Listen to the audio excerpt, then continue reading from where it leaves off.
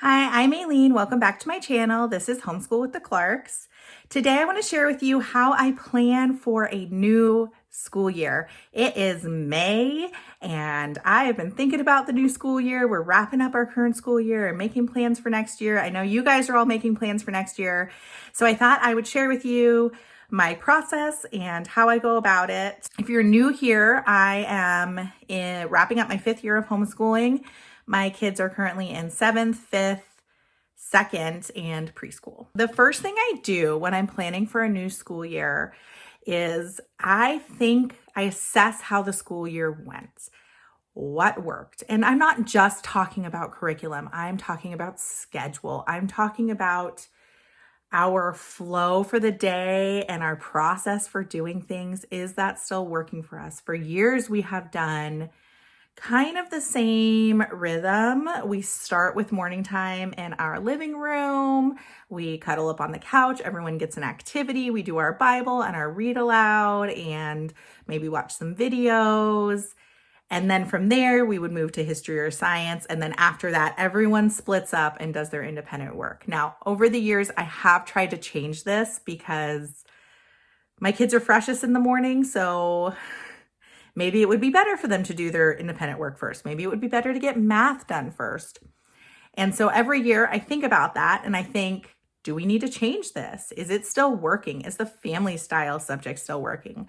Do I need to move things around to meet the needs of different kids? And also, where am I in my season of life? Do I need to have more time for other things? So that is my first step. And this year we did the morning time and then the history and science and then the independent work. I have thought that maybe we should do math first thing in the morning. My challenge is some kids take a really long time to finish their math.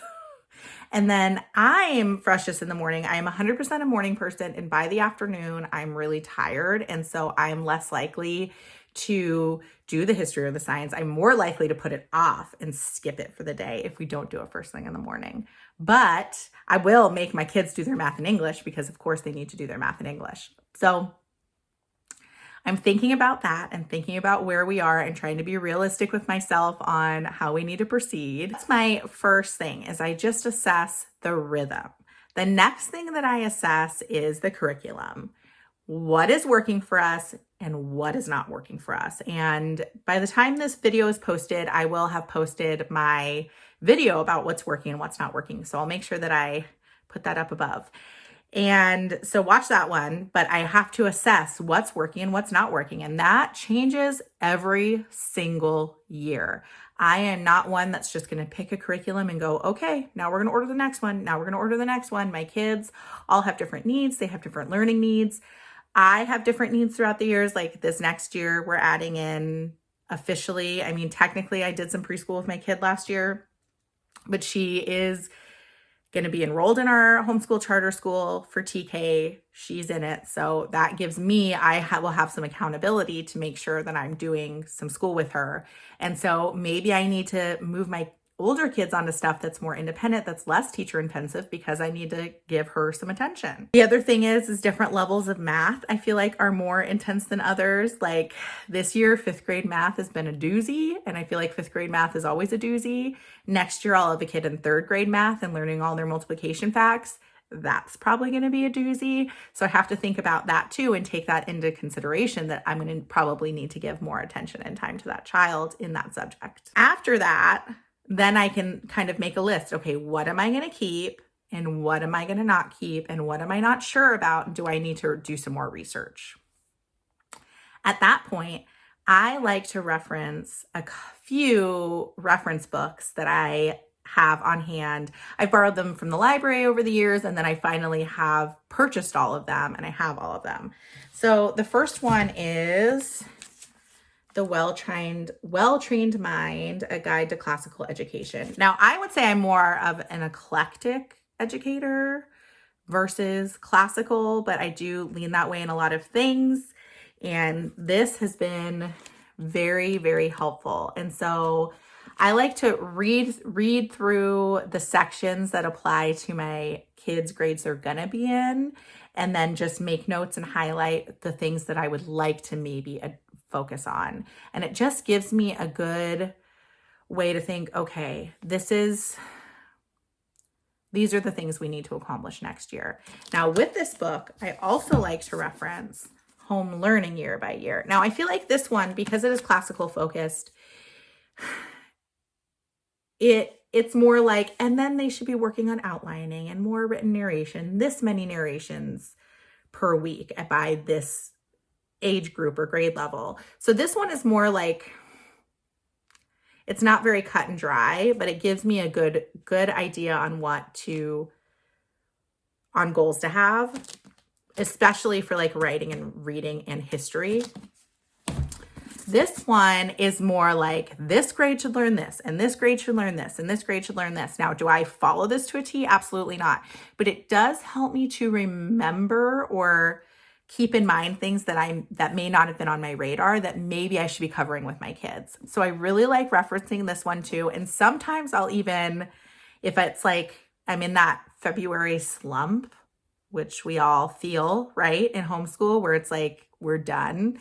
Sometimes I'll read through my kids' current year and to look and see, what have I not covered? What library books can I borrow to cover those things as we wrap up this year? And so I have done that as well. This one, like it said, is year by year. So they have a chapter for every single grade all the way to high school. Every chapter has like recommendations for all the things. They have curriculum recommendations. They have read aloud recommendations. This is the second version. It's revised. I had originally off of Thrift Books bought this book, and it was the old version, and I felt like some of the things they recommended were like antiquated or not available anymore. So I did end up buying the revised version, and I'm so happy that I did. So if you're looking, make sure you get the revised version because it is better.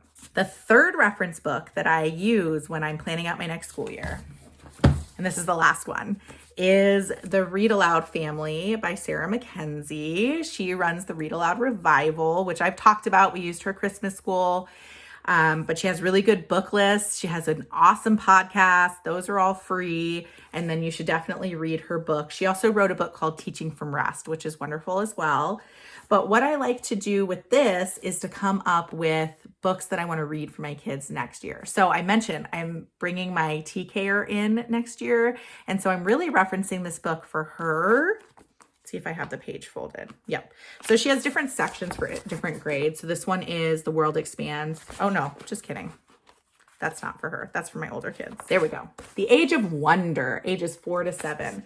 So she talks about, gives a little excerpt in here. This is just the end of the book, right? So this whole beginning part is really wonderful to read too if you've never read this book. It's like about her journey into reading aloud with her kids and her experiences, and it's really inspiring. So definitely read that. But then I reference this part every year. And this year I'm just looking through the Age of Wonder, and she has all of these books listed. She has like what 4 to 7s can do while you read aloud. And then she has 20 favorite read alouds. Most of these are picture books, but she does also talk about adding in some really short novels for those ages. But also she talks about like not rushing that and just enjoying the picture books. I still read picture books to all of my kids, even my 12-year-old. So, and it's really from this book. She has encouraged that, and she's right. So I just want to start reading through the books on this list with my TKer. So I'm using this primarily for that. I am going to go through the 8 to 12-year-old section and pick a few books to read next year, but we will also be doing like history read alouds, and we may do book club through our charter school. So I can't pick too many, which I have habit to do, but I'll pick a few. But I'm definitely using this for my younger child as a reference. Now, after I've done my reference books, I write down anything I want to include for the next school year as a family or specific grade levels. And then I start making a list of, okay, this is what I need to change or add. So for this incoming year, we're going to be changing language arts for some of my kiddos, for a lot of my kiddos. I'm assessing that. I'm thinking about that. I'm thinking of going to like a literature-based curriculum for most of my kids, but then having to supplement with like writing curriculum, things like that. We're considering a few things. I'm really actually considering moving beyond the page. I'm pretty sure I'm going to use it for my third grader, but I may. And I know in my novelties video, I said I was not going to do this with my eighth grader next year, but I might use moving beyond the page for him too. And just, I don't know, novelties or moving beyond the page. I don't know. So that's the thing. It's like, I have to think through that. And so part of that is like going to their website a million times and reading through the books and reading through the reviews and all of that, looking at the flip throughs on there, downloading the samples, looking at the samples. I also love YouTube for this. This is when I am watching 10, 15, 20 videos about everything that I'm considering. So for next year, it is language arts. I'm pretty sure I'm going to use moving beyond the page for third grade, but for sixth and eighth, am I going to use moving beyond the page? Am I going to use novelties? Am I going to use something else? I'm pretty sure I'm going to use EIW with both of them, but am I going to only use the writing or am I also going to use the grammar? So I have to think through those things. What am I going to do with my TKer? We're currently using All About Reading pre-reading. I traditionally use Logic of English for teaching to read, but I don't know that she's going to be ready to learn how to read in TK. She may not. So it's like, what do we do there? So I'm looking at some other like pre-K specific curriculums. I've looked at The Good and the Beautiful. We used that in the past. I'm also looking at My Father's World. If you have suggestions for pre-K, let me know.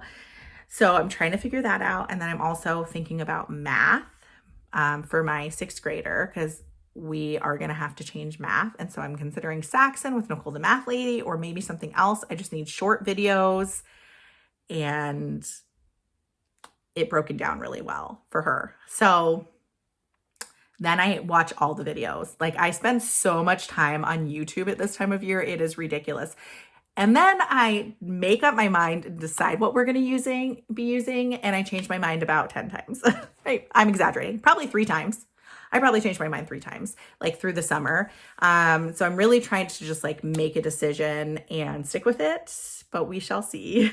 The other thing that I have started doing this year for planning for the next year is I've started putting together a spreadsheet of what I've used in the past years. And I had to really like think back.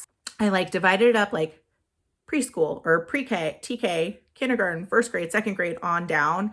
And then at the top, it was like the name of each of my kids. And I wrote out what I did for each subject for them each year so I can kind of reference. Like for my oldest, when we first started homeschooling, it was his third grade year and we used moving beyond the page. And now I'm going to use moving beyond the page with my current third grader because I've already used it and I know she'll like it. So it's good to have that reference and like not be like blind, have your blinders on to what you've used in the past because maybe you need to re-reference it. Just because you stopped using something doesn't mean it's not going to work again for you in the future. I've gone back to curriculums a lot. And so I feel like that's helpful. The other thing that I did is I actually made a master plan for history and I'm going to start making one for science. So I wrote out everything that we've used so far in history. We started with around the world studies, and then we did California history, and then we did US history, and then we did ancient history, and then this year we're in Middle Ages. Next year we're going to do early modern history, but I want to pair that with US history, and so on and so forth. And I like continued on down, like, okay, I'm going to want to hit California history again at some point for my younger kids, because we did it as a family, but my incoming third grader was in TK at the time and my TKer, like, so I'm going to want to do California history again when they're old enough to be able to experience that. So keeping that spreadsheet and referencing it is also really helpful. So I can take my blinders off and assess what worked in that grade level for that kid, and maybe it'll work for another kid. So that's it. I'll just be here watching YouTube videos. I did order some curriculum used from Facebook Marketplace that's coming in the next few days to look through and see if that is going to be a fit for our family. One is like for history to pair with Story of the World, and the other is for TK. So I might even do some unboxings for you guys and show those to you and decide if that's what I'm going to use because I'm really not sure. But I hope you're enjoying your planning. I know I really love this time of year, getting to watch all the things, watch everyone's videos. It's really fun and enjoyable. If you are still here, please give me a thumbs up. If you like this content, please subscribe to my channel and I'll see you next time. Bye.